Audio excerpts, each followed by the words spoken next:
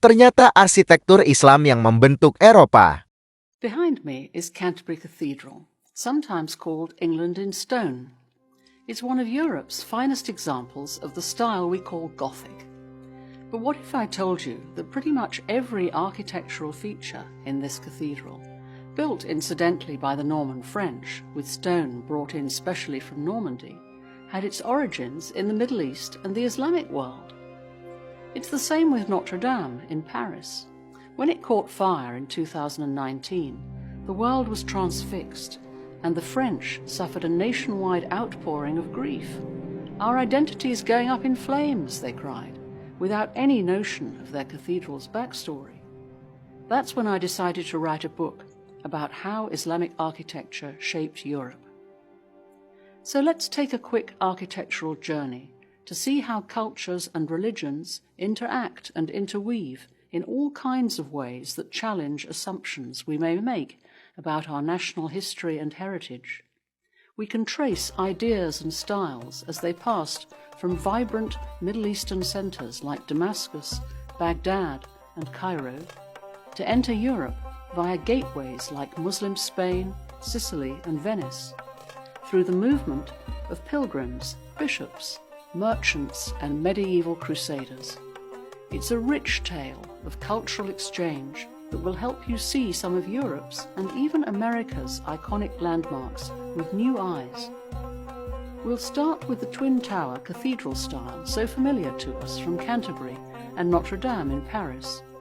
The first church in that style dates from the 5th century and still stands on a remote hilltop in war-torn Syria. It's called Kalb Lawze, meaning heart of the almond, and it's just one among thousands of churches scattered over the wild and magical hills west of Aleppo.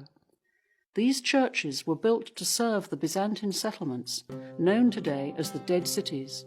Syria in stone, you could say, and collectively they represent the transition from Roman paganism to the zeal of early Christianity.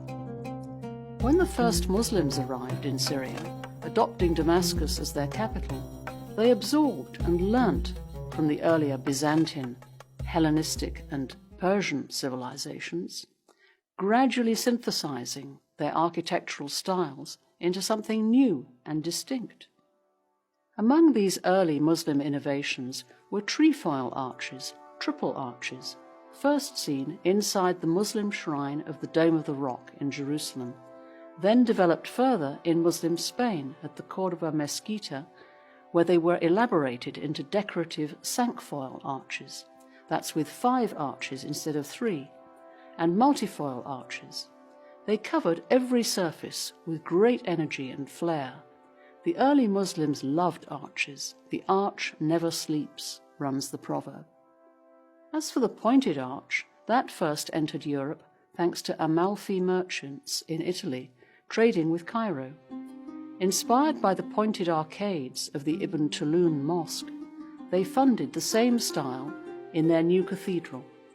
When a visiting Benedictine abbot saw the style, he liked it so much that he ordered the same for his monastery at Monte Cassino, as did the abbot of Cluny in France, even importing the same craftsmen and materials to make sure they got it right. Once Cluny, the most powerful church in all Europe, had them, the fashion was set. Soon, Europe's medieval Gothic cathedrals, like Canterbury and Notre Dame, were covered in pointed and trefoil arches, inside and out, just like London's Big Ben and the Houses of Parliament were covered with them centuries later after the fashion came back in the Gothic revival. Early Muslims pioneered the use of ribbed vaulting in the ceilings of mosques and palaces, using their deep understanding of complex geometry. They discovered how to cleverly disguise the structural elements, the ribs, by covering them in decoration. Their technique was brought to Europe by Muslim masons via Muslim Spain and Norman Sicily, and was then further refined over the centuries by Christian craftsmen till it reached the peak of perfection in the fan-vaulted ceiling of King's College Chapel in Cambridge. Medieval stained glass in cathedrals like Chartres and Canterbury was shipped into Europe from Syria, the world leader in glass production. Venetian glass recipes specified cinders of Syria to give the best quality and luster, while Venetian craftsmen learnt from Syrian techniques.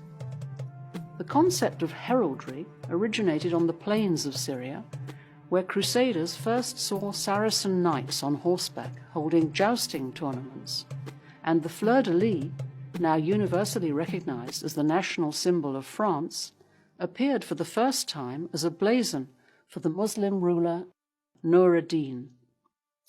Christopher Wren, England's best-known architect, wrote that what we call the Gothic style should rightly be called the Saracen style.